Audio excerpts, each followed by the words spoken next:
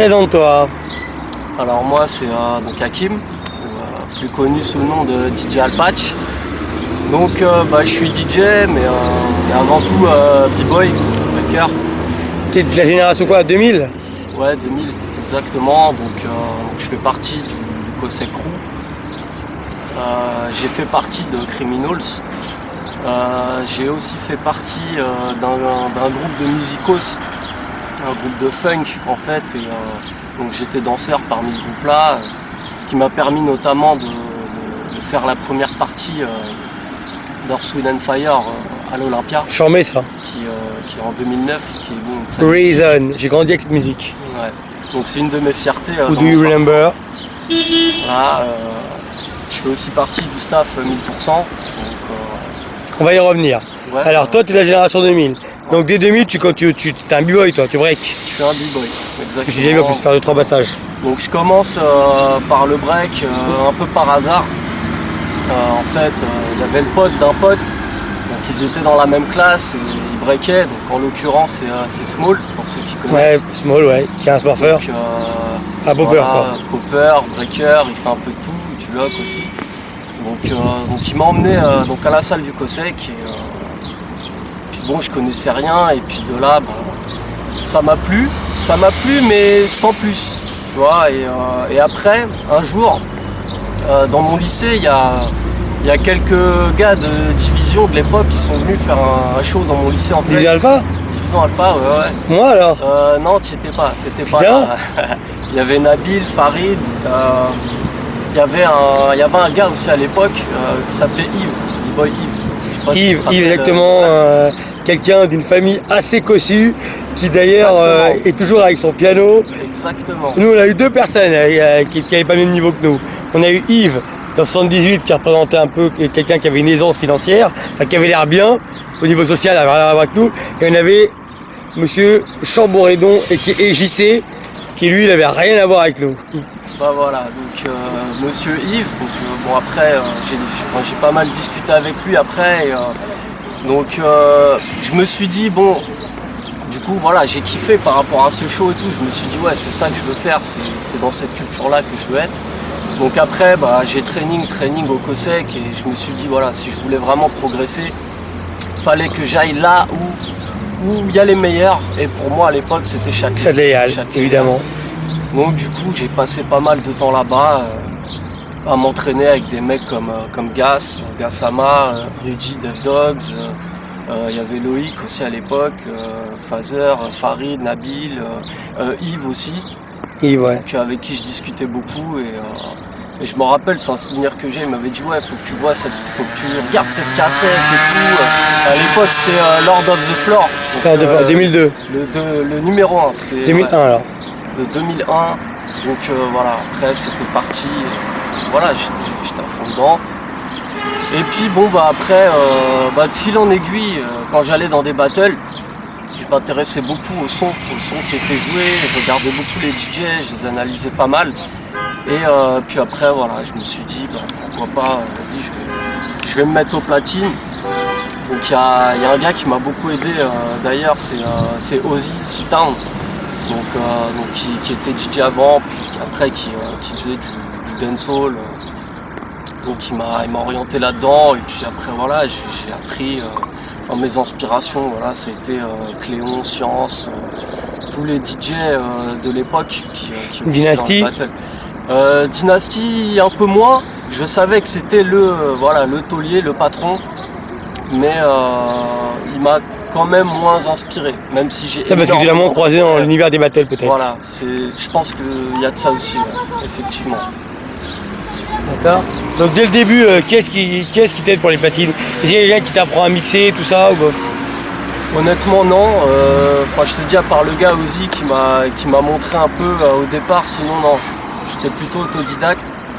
Même dans le break, j'ai pas eu de grands comme on appelle maintenant. Bon, j'ai les grands de l'époque qui m'ont aidé au Cossack, Plémo, Small, B-Boy Deck, Kemrou, Last, enfin voilà, il y a beaucoup de gens qui m'ont montré des pas, mais pas de grands officiels qui m'ont formé ou quoi. Avant ça n'existait pas trop.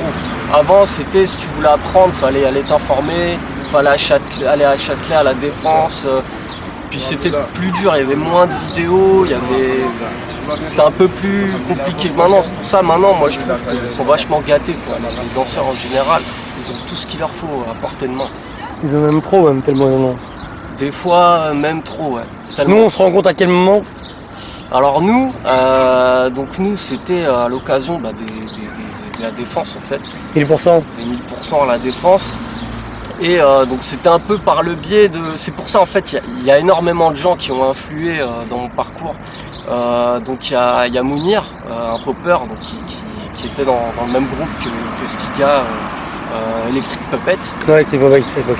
Donc qui est un très bon ami à moi et qui du coup...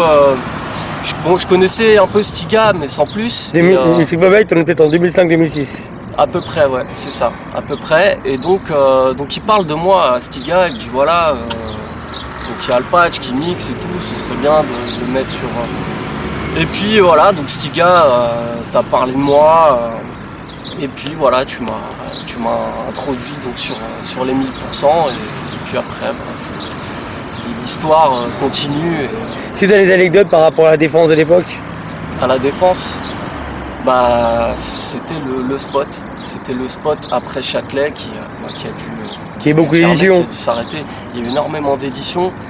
Et puis, tu rencontres, humainement parlant, tu vois, tu rencontres des gens et tu as des affinités qui se créent, puis ça devient tes amis et ça devient ta famille après, quoi. Steady, Henrik, Tony's, enfin voilà. Le staff, quoi. Le staff. Et puis, les souvenirs que j'en ai, c'est que ça se rentrait dedans, quoi. C'était le spot underground. Tu vois, on avait retrouvé du Châtelet dans la Défense. Et moi, personnellement, c'est ça que je kiffais. Moi, je suis cette génération-là où tu vois, je peux avoir la fierté de dire que j'ai connu ça. J'ai connu Châtelet, la Défense. J'ai connu les rentres dedans, ce qu'on appelle maintenant les call-outs. J'ai connu ça et tu vois, en termes d'émotion, c'est fort. T'étais là au Benji Junior? Ouais, j'étais là. C'est une fierté, tu vois. Et un moment comme ça, je pense que je le vivrai plus jamais. Moi non plus. Je le vivrai plus jamais. Tu vois, ce que je peux reprocher maintenant, c'est qu'il y a trop de battles. Il y a trop de battles, il y en a tout le temps. Trop de battles, tue le battle. Mmh. C'est que c'est devenu aseptisé, quoi. À l'époque, t'avais 3 battles dans l'année, 3 gros battles dans l'année. Total Session, XXL, pas comme ça. Voilà, c'est ça. Donc du coup, tu les attendais et même si t'étais pas sur scène pour danser, pour faire le battle, mais t'avais des cercles, donc tu te préparais pour ça, tu vois.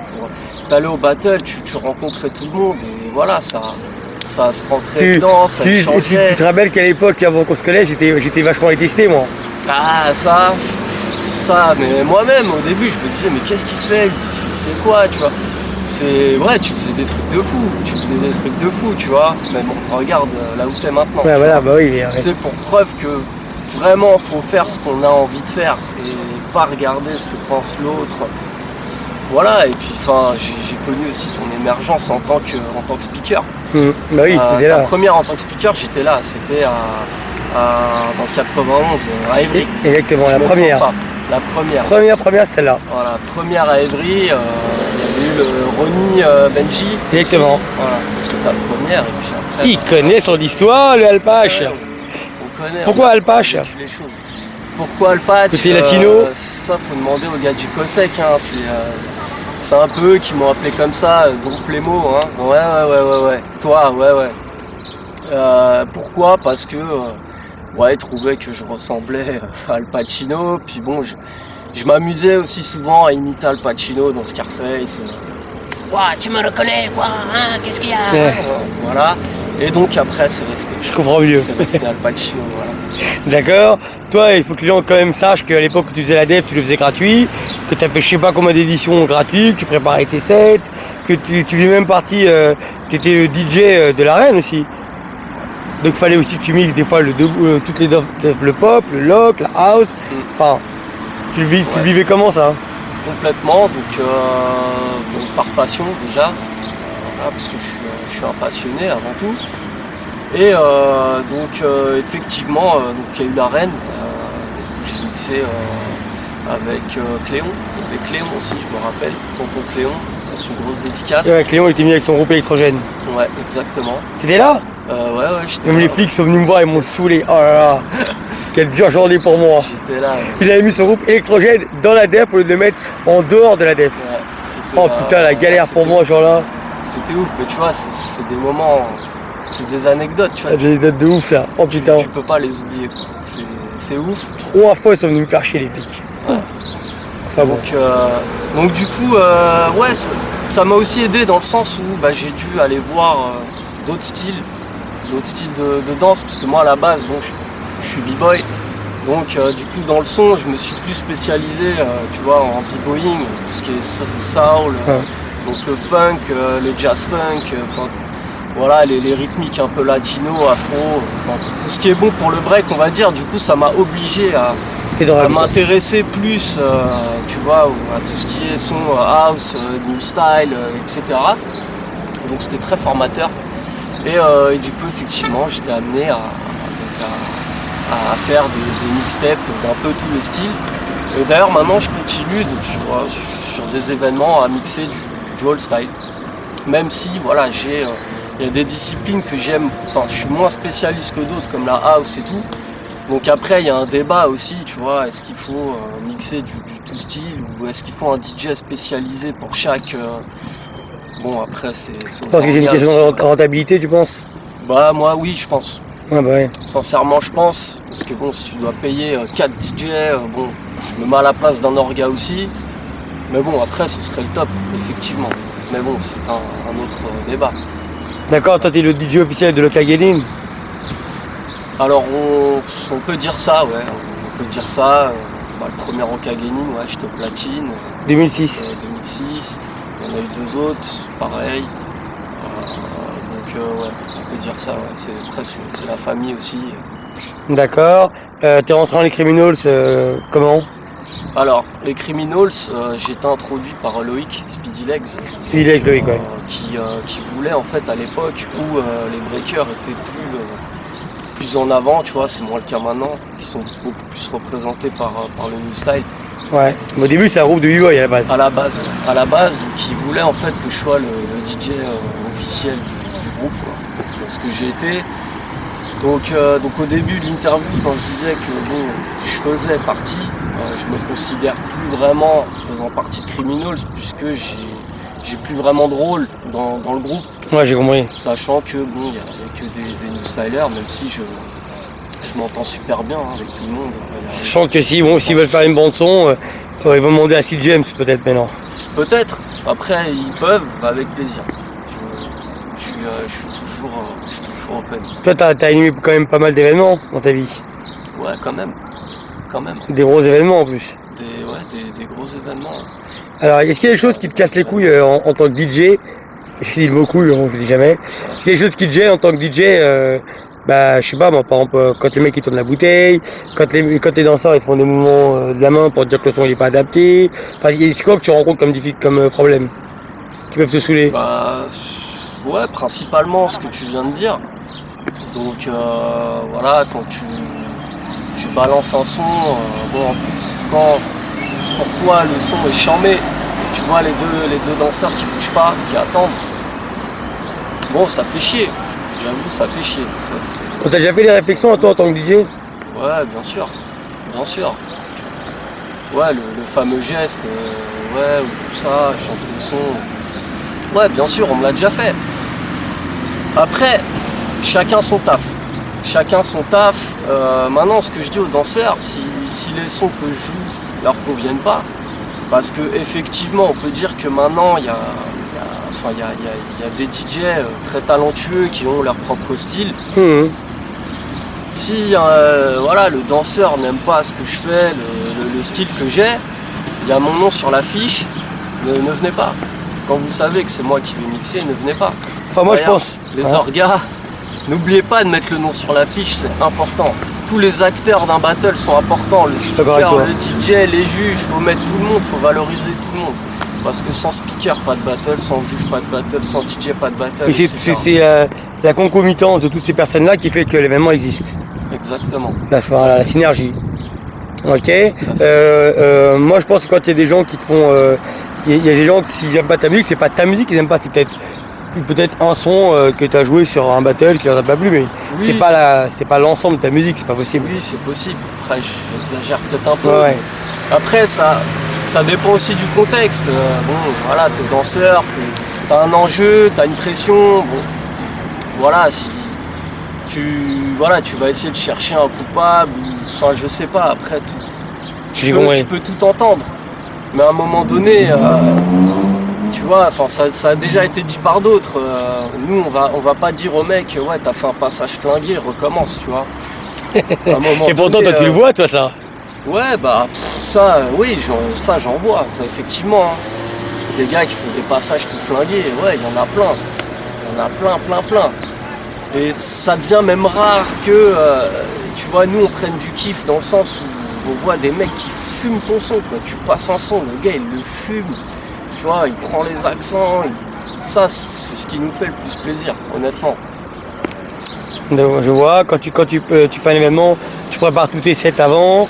Est-ce que tu es capable d'adapter n'importe quelle forme de musique? Enfin, c'est-à-dire, est-ce que tu es assez impliqué dans le milieu pour savoir, suivant tel et tel battle, il y a peut-être des sons que tu vas devoir jouer parce que tu sais que ce battle-là, politiquement parlant, il est peut-être plus important?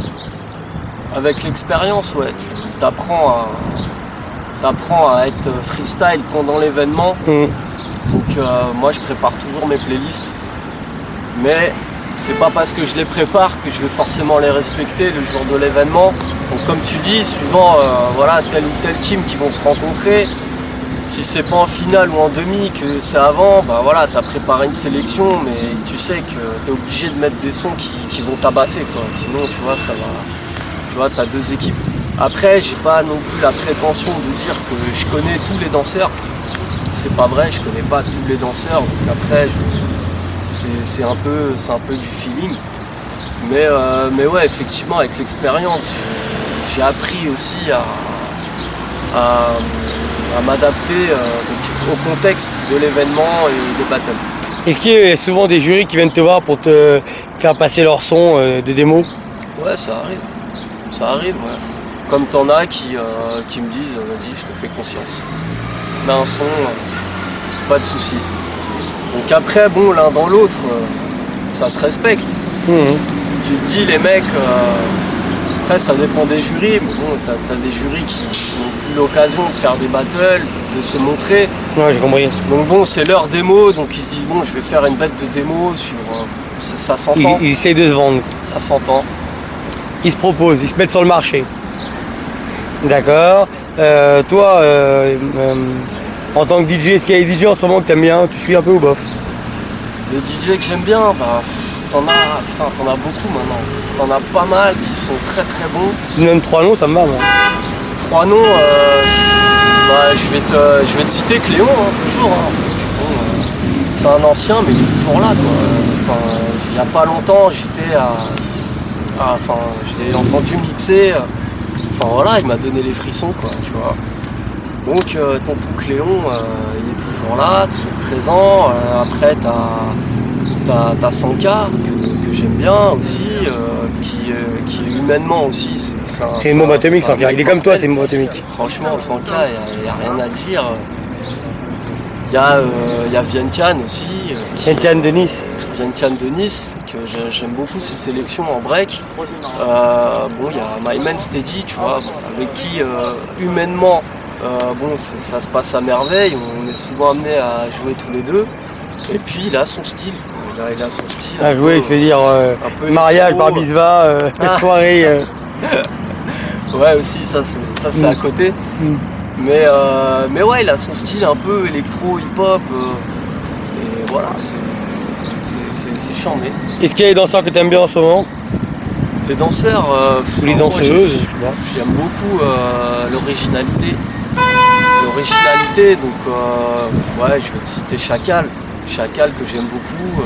Pac en ce moment, qui défonce pas mal. Donc ouais, c'est deux big boys là qui me viennent en tête. D'accord, ouais, ça répète un sort debout, hein, ce que tu veux. Hein. Quand je dis ça danseur, aurait je suis pu, large. Ouais, il y avait un pilote, hein. Épilogue. Ok. Terminator, et ouais, dans le loc aussi. Il m'excusera, j'ai son nom sur. C'est un jeune, un nouveau. Petit jeune, ouais, qui. Candyman. Non, pas Candyman. Ah, Lounès. Lounès, merci, ouais, Lounès qui est très très très très bon. Il sent la musique, il transpire la danse. Il a le truc, ça te parle quand il joue. J'aime beaucoup. Ouais. D'accord. Est-ce qu'il y a quelque chose qui te dérange dans le hip-hop? Qui me dérange, alors ce côté aseptisé. Ouais, on se fait chier quoi. Ce côté aseptisé où t'as l'impression que tous les événements se ressemblent. Il n'y a plus. Enfin voilà, comme je te disais tout à l'heure, avant t'allais dans un événement, t'avais une magie, quoi. Ça se rentrait dedans, il y avait une émotion. Enfin voilà, tu vois, il n'y a plus ça maintenant. Voilà, on se fait chier, tout le monde est gentil. Enfin tu vois, il y a plus l'énergie qu'il y avait avant. Avant les mecs ils donnaient tout, quoi, et ça se sentait. Ils se rentraient dedans. Après, il y en a qui diront ouais, rentrer dedans 1000%, mais le respect, il est où? C'est pas une question de respect, au contraire. Quand tu rentres dans le mec, tu vas chercher un mec, ça veut dire que tu le respectes. Bah, c'est là que tu le considères. C'est une forme de respect pour moi. Tu le considères, et voilà, les mecs après ils se parlent après, il n'y a pas de souci, mais c'est un battle. Pour moi, c'est le hip-hop, c'est ça. Le dernier battle que tu as fait, où j'étais quand même engagé, voire ultra engagé, ça reste entre Chacal, Kelno, Kenji, et avec qui avec Chacal, Yves Zulu. T'étais là, c'est toi le DJ. Tu vois, mais ça, ces moments-là, tu vois, tu te dis, voilà. C'était chaud, c'était tendu. C'est ça. Bon, ça c'est pas. La fin était moins sympa, mais je veux dire, le battle était super engagé. Vois, tu te mets à sauter tellement, tu vois. Sans que le mec, il lâche rien. Voilà, t'as une ambiance, une atmosphère qui arrive. Voilà, tu kiffes, quoi. C'est charmé, tu kiffes. D'accord, toi, tu sais mixer sur les deux, les vinyles et les CD?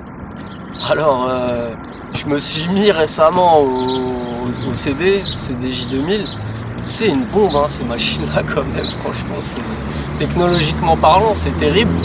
Donc, à savoir que j'ai commencé les battles, j'ai commencé sur vinyle. Ouais, ça me sur vinyle. Je ramenais mes bacs de skeu et je mixais.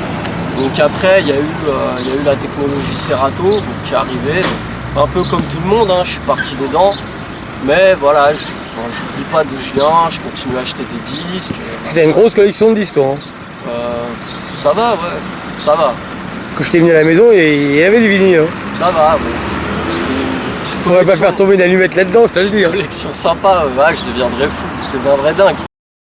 Et puis, ouais, donc je suis l'évolution, tu vois, technologique, tout simplement. Donc, je suis pas un mec qui va cracher sur les mecs qui mixent sur ordi ou quoi. Non, pour moi, faut avant tout avoir l'oreille musicale, connaître son sujet, tu vois, connaître les battles, voilà, connaître les styles de danse, etc.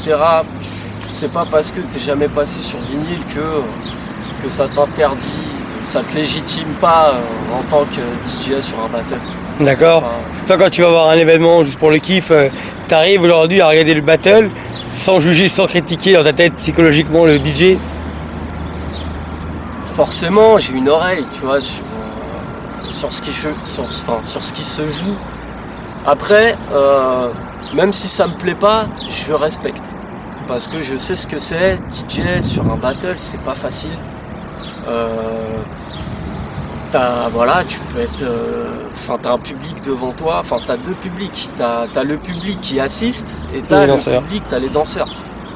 Donc c'est pas évident. C'est pas évident. Et puis à chaque fois qu'il y a une coupure d'électricité ou quoi qu'est-ce, c'est de la faute du DJ. Hein, tu vois, voilà, ton micro marche plus, c'est de la faute du DJ. Non, c'est vrai, c'est vrai. Donc voilà, tu prends un peu, donc c'est pas facile. Donc même si le contenu musical va pas me plaire, je respecte. D'accord. Est-ce qu'il y a des organisateurs des fois qui sont chiants et qui te font des demandes, tu sens que ça te lourde, mais bon, c'est le taf, faut y aller. Ouais, ça arrive, hein. Ça arrive, tu vois, Enfin, être orga aussi, c'est un taf. C'est un vrai métier. Donc t'en as, bah ouais, qui des fois, ça à l'arrache. Au dernier moment, ils te demandent un truc. Toi, faut que tu prépares. Ou quand t'as des shows de danseurs. Voilà, le mec, juste avant son show, il vient, il te donne sa clé USB pour que tu... Enfin, tu vois, en tant que DJ, moi, j'aime bien être prêt, tu vois. Ah Quand bah tu me dis, vas-y, moi, je suis prêt, j'y vais, tu vois. Donc, moi, j'aime bien que tout soit préparé en amont. Ouais, parce qu'après ça retombe sur toi, tout le monde te regarde. Bah voilà, exactement. Donc, ouais, ça arrive. Ça me rappelle moi quand je faisais la def et que je ramenais tes mixtapes, tout ça, et puis que quand la sono, il y avait un problème de batterie, tout le monde me regardait. Bah ouais, tu Alors vois. j'étais seul qui avait ramené l'élément musical. Ouais, exactement. Bah, tu vois, Ah non, elle est galère. c'est galère. Je vais même te raconter une anecdote de toi, tu te souviens peut-être pas.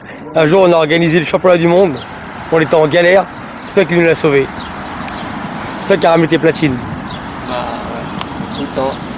Championnat du monde Vertivice, je m'en souviens très bien. T'es venu, t'animais pas, tu faisais rien, tu nous as prêté tes platines. Ouais, parce que, ouais, encore une fois, bon, au-delà de notre affinité, bon, je suis un passionné. Donc voilà, si je sais qu'un événement va pas se faire parce que, bon, si je peux aider, je le ferai, tu vois. Si je peux pas, je Ah mais pourrais pas, on mais sait que t'es une bombe, toi, y a rien à redire. si je peux, ouais, je le fais, quoi. Ça, c'est clair. Ensuite t'as voulu t'impliquer d'une certaine manière, t'as créé Funky Blaster. Ouais. Avec Small. Alors, Funky Blaster, donc à la base, donc c'est un collectif musical que j'ai créé avec un ami à moi, Mehdi Mitchell, donc avec qui j'ai commencé un peu dans la culture musicale funk, commencé à chiner des disques, etc. Et par exemple, j'ai fait ma première émission de radio sur Génération, donc c'était avec Mehdi Mitchell, donc dans l'émission de DJ Bronco à l'époque. Ouais, bon, Donc après voilà, ça a créé une affinité, on a créé Funky Blaster à deux. On s'est dit bon bah pourquoi pas interroger un peu les acteurs de la culture funk. Donc ce qu'on a fait en invitant des collectionneurs, des gens investis dans cette culture-là. Après donc Mehdi a dû partir en Australie pendant un an, donc on a continué le truc avec Small du coup. Et puis là bon vu qu'on était tous les deux voilà, c'est dur à porter. de culture hip-hop, ouais c'est pas facile. Du coup on a continué l'émission Funky Blaster donc autour des acteurs hip-hop. Donc notamment toi, Duval, tu as eu ton interview plus d'une heure, il y a eu Benji, il y a eu Plémo, il y en a eu plein, il y en a eu beaucoup. Donc après... Et en plus, ce qui était fort, c'est que tu faisais, pour une fois, tu faisais mon travail. C'est-à-dire que tu as compris que pour présenter les gens, c'était pas évident. Et tu as commencé à écrire. Ouais. Et là, tu as compris mon travail. Ouais, parce que moi, je peux te présenter en m'amusant. Je t'explique comme ça à la caméra pendant 1 minute sans m'arrêter, d'une facilité déconcertante. Tout à fait. Mais tu as compris que c'était pas évident. J'ai compris que c'était un vrai boulot. Après, moi, je suis quelqu'un qui aime écrire. J'aime beaucoup écrire. Donc si tu veux, je l'ai fait par kiff aussi, tu vois. Mais c'est vrai que c'est pas évident parce que faut vraiment connaître les personnes qui est en face de toi. Faut utiliser les mots justes. En posant des questions, faut valoriser la personne. Le travail journalistique, c'est vraiment un travail pas évident. Pareil, c'est un vrai métier. Donc voilà. Après donc ça s'est arrêté. Funky Blaster, en tout cas les interviews, tout ça. Ça a duré combien de temps? Un an? 2 ans? Ça a duré 2 ans. Ça a duré 2 ans. Une année avec Bronco, une année avec Mehdi Mitchell et une année en freelance. Voilà, c'est ça, avec Small. Ouais. Et mais bon, je désespère pas une fois que... Parce que bon, j'ai déménagé, donc du coup, je pouvais plus faire ça chez moi après, c'était un peu compliqué. À la base, je t'avais proposé une mixtape avec que des gros mots. Ouais, je me rappelle, ouais. D'ailleurs, c'est toujours pas fait, ça. Ouais, faut que je la passe. Ouais, complètement. Mais ce qui est de Funky Blaster, c'est... J'ai pas abandonné l'idée. Là, je prépare un autre projet à côté, un mini reportage sur mon crew. Donc voilà, qui va avoir 20 ans, mine de rien, dans pas longtemps. Tu parles de qui? Criminals? De Cosec. Ah, le COSEC, ok. Du Cosec, donc voilà, c'est un projet que j'ai en parallèle, donc voilà, ça va être un gros travail aussi. Ouais, d'histoire, récupérer les gens qui étaient là à l'époque, leur faire raconter des anecdotes, comment ça s'est fait. Récupérer des archives, etc., compiler le tout, interviewer les gens. Donc voilà, c'est un vrai métier, donc je comprends tonton Yuval quand il râle, mais t'as tout à fait raison d'ailleurs. Enfin voilà,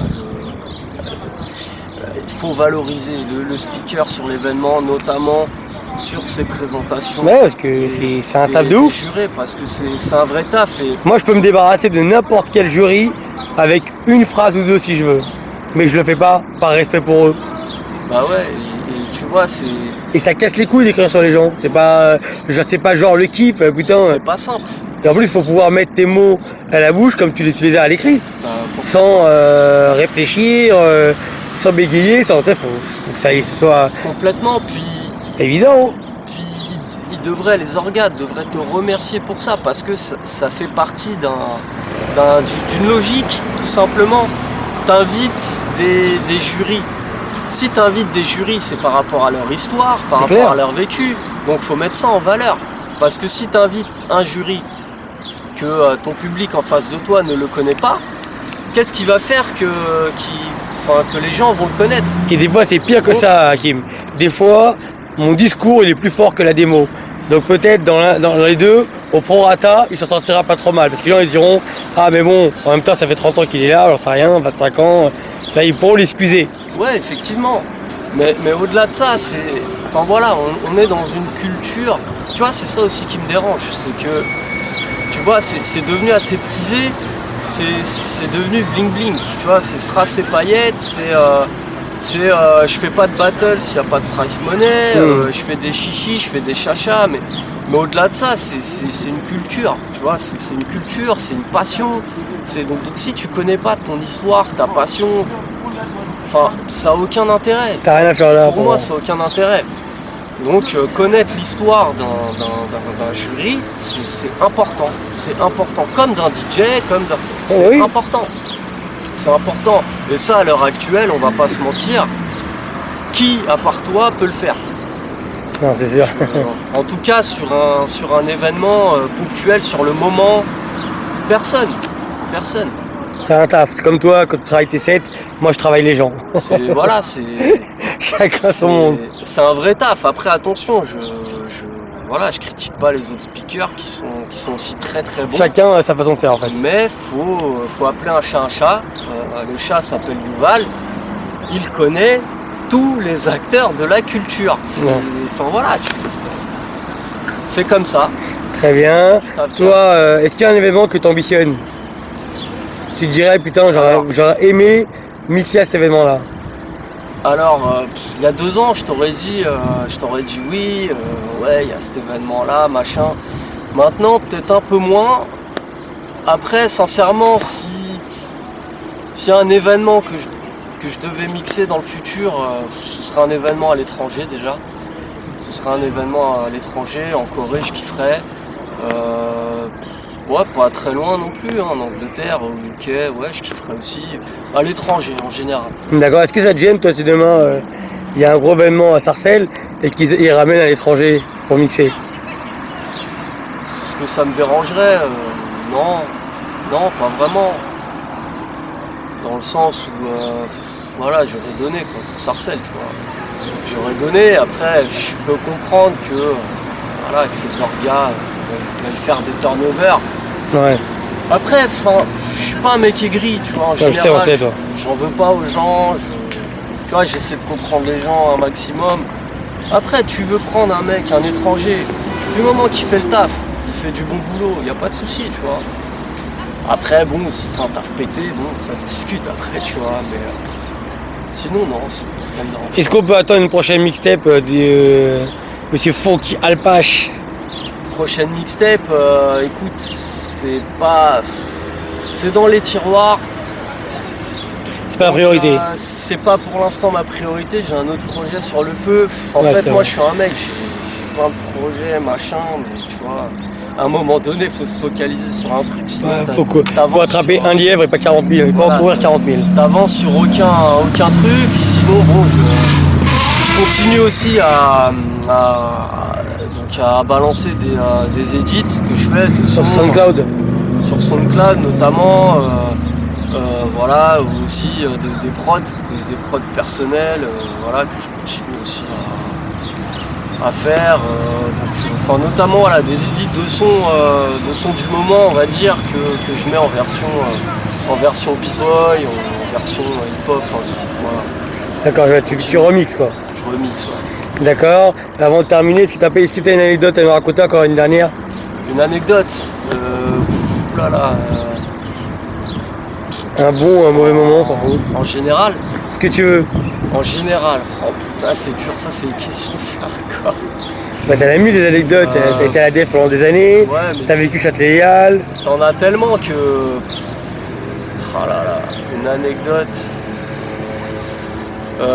Putain, ça me vient pas, aide-moi. Non. Sur les anecdotes, sur le Alpage. Même moi, je saurais pas te Putain, dire. Une anecdote, ouais, c'est dur. Hein. Bah la DEF, parce qu'à l'époque quand tu mixais, bah moi je mettais ta musique, mais fallait. Ouais, toi tu venais quand même souvent pour te montrer physiquement. Ouais, c'est vrai. J'ai une anecdote là comme ça qui me vient. Donc je me rappelle, donc une année à la DEF. Donc tu m'avais demandé de faire une mixtape. Donc c'était ouais, une mixtape Cartoon Break. Tu vois, Exactement. un truc, Cartoon Break. Et donc j'avais fait le truc et tout. Tac et tout. Et ce jour-là, je pouvais pas être présent. Et il y a Yuval qui m'appelle, il était vénère, il était furax. Il me dit c'est quoi que t'as fait, c'est pas ça et tout, machin. Tu m'as mis... Exactement. En fait, j'avais mis plus de dessins animés que de parties de break. Du coup, voilà. En fait on s'était pas compris. Ouais, on s'était mal compris, tu vois. Et voilà, la C'est mon petite premier, anecdote. Battle Toons. Ouais, c'était le premier Battletoads, ouais, tu vois. Et ça m'est resté. Et après on l'a fait ensemble la deuxième. Ouais, on l'a fait ensemble. Après c'est normal, quand toi qui crée le concept, t'as ta vision. Et après quand tu dis à quelqu'un d'autre fais ça, bah lui il le fait, il connaît pas vraiment tes attentes, tu vois, tes attentes pointilleuses et exigeantes. Ouais, exactement. Donc ouais, on s'était mal compris. Tu vois, enfin voilà. Mais le principal c'est qu'on se comprenne encore, on est encore ensemble. Bah ouais, tu vois, exactement. Tu sais, des embrouilles, des fois il en faut hein, pour avancer. C'est pas vraiment une embrouille, c'est avec contentement. Ouais, c'était un quiproquo, Voilà. mais voilà, mais bon, sur le coup, c'était pas marrant, quoi. Parce que moi, du coup, j'étais pas bien, je me suis dit, putain, j'ai merdé, machin, parce que t'as un événement, tu vois, donc Non, bah, ça peut on l'a géré, c'est la DEF, tu vois. foirer, mais voilà, c'est l'underground, La DEF, c'était le laboratoire c'est la de DEF. mes idées. C'était, voilà, c'était le labo. Très bien. Le mot de la fin, Alpage? Le mot de la fin, kiffez votre passion, que ce soit le DJing, le son, peu importe, la danse, faire les choses à fond, ne pas écouter les on-dit, les critiques, machin, sauf si c'est constructif, tu vois, parce qu'il faut toujours savoir écouter pour avancer, c'est important. Et moi je reviendrai sur donc je regardais une interview d'un DJ de Marseille, K-Song. K-Song, qui disait que en gros lui avait son boulot à côté, il voulait pas vivre que de la danse parce que du coup ça pouvait devenir une contrainte. Quoi, danse ou DJ? DJ pardon, Ouais. ça pouvait devenir une contrainte et que après voilà, t'es obligé de faire des choses que t'as pas envie de faire, donc ça devient plus une passion, donc t'es moins dans ton truc et moi je le rejoins complètement là-dessus. J'ai mon boulot à côté aussi, ce qui me permet de kiffer ce que je fais à côté. Et même des fois de pouvoir refuser si t'as envie. Exactement, ouais, de pouvoir refuser, voilà, quand j'ai envie. Des fois, j'avoue, ça me prend la tête de faire des événements, donc je les fais pas, tout simplement, parce que voilà, t'évolues déjà humainement, t'as plus forcément le temps, t'as une vie de famille, donc t'as moins le temps, puis voilà, y a des choses que t'as pas envie de faire parce que tu te retrouves pas en fait dans les valeurs du battle. Voilà. Ou dans l'attente de l'organisateur, L'attente de l'organisateur. ou dans la somme de travail que c'est par rapport à ce que tu es payé. Ouais, aussi. Ouais, Il y a plein de ouais, trucs. Dans le paiement aussi. Ouais, on va pas se cacher. Hein. On va pas se cacher. Ok, Sachant que bon, des événements gratuits, j'en ai fait. 1 milliard. Alors Voilà. toi là-dessus, t'es irréprochable. Donc après, voilà, j'ai mis ma petite pierre, on va dire. Ok, très bien. Peace. Peace. On a retrouvé une anecdote. Une anecdote qui m'a marqué. Sur le coup, ça m'est pas venu en tête, mais voilà, en fait, ça fait aussi partie d'une de mes fiertés dans la danse. À l'époque, il y allait avoir le battle de Brecini, c'était en 2002, 2003, je crois. 2002. Et avant ce battle-là, il y avait une soirée la veille, en fait, en lien avec ce battle. Donc j'étais parti à cette soirée-là, donc il y avait Kamel. Funky Legs, Funky Legs. Mousse Funky Legs, ouais, qui m'a aussi beaucoup aidé à l'époque, même si Ouais. c'était un popper, il m'a beaucoup corrigé sur mes prépas, etc. Je passe aux grosses dédicaces. Moustique, ouais. Ouais, Moustique. Il y avait Funky Foued aussi, Mounir, et on était parti à cette soirée-là. Et là, il y avait tout gratin, Quinry. T'avais Moy, t'avais Remind, il y avait Kamel, Kirax, enfin ouais, voilà, c'était. Et ça dansait de partout. Et t'avais les Wanted aussi, je me rappelle. Et puis moi j'étais là, tu vois, avec mon petit niveau de l'époque et tout, moi je regardais, machin, j'étais comme un fou et tout. Et à un moment donné, je vois un petit cercle au loin et tout, je vois, il y a Deddy, Dodson, donc dans le cercle avec Remind et puis d'autres gars et tout, de l'époque et tout, je vois ça se chauffe un peu entre Deddy et Remind. Et donc t'as Remind qui paye son passage, machin, et là je me dis rien à foutre, je passe derrière Remind. Rien à foutre. Oula. Donc je suis passé derrière Remind, je suis allé, solidarité, on est en France ici, je passe, même si voilà, j'avais pas le niveau à l'époque et tout, mais je suis passé, j'en avais T'es rien fait ton à grand cirer. kiff. Je me suis fait mon grand kiff, et ça c'est, quand toi t'es là, voilà, tu commences la danse, t'as 2 ans de danse dans les pattes, tu regardes des vidéos avec Newman, t'es comme un fou. Tu sais, ces mecs-là, pour toi, voilà, tu les regardes avec des grands yeux, machin, et là, tu vois un cercle. Tu te dis, bon, faut y aller, quoi. C'était ma petite anecdote, tu vois. Et après, bon, il est venu me checker. Franchement, c'était un moment vraiment... c'était chambé. Parce qu'avant, voilà, les Quinry, tu les voyais pas comme ça, quoi. Ils venaient à un événement une fois par an. Ça va, ouais. C'était pas comme maintenant. Ce qui est bien, c'est que soit fin octobre, tu vois Remind, soit en tout cas le 4, 5, 6 à Lille, tu le verras. Voilà, donc comme ça au moins tu pourras le croiser. Si j'ai l'occasion de le revoir, voilà, je rappellerai cette anecdote. On en rigolera. Voilà. Ok, En tout cas, c'est l'anecdote. peace.